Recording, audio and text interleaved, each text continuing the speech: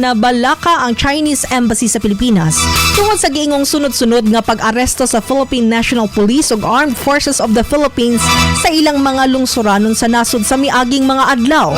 Sumala kang Jiling Peng, spokesperson sa Chinese Embassy, nagpasaka na og formal nga protesta ang embahada ug konsulado sa China sa Nasud kalabot sa wala hinganling nga mga insidente. Dugang niini gihangyo sa embahada sa China nga muhatag og mga kamatuoran ug mga rason sulod sa upat ka adlaw subay sa kasabutan sa consular tali sa duha ka nasod.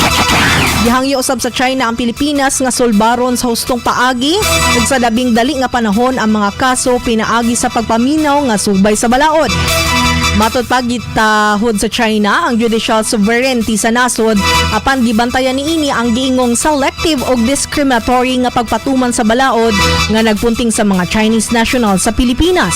Kay numduman mokabat sa 69 ka Chinese national ang nadakpan ning baguhay lang sa usa ka radioactive contaminated steel plant sa Misamis Oriental nga nakahatag og kabalaka sa gobyerno.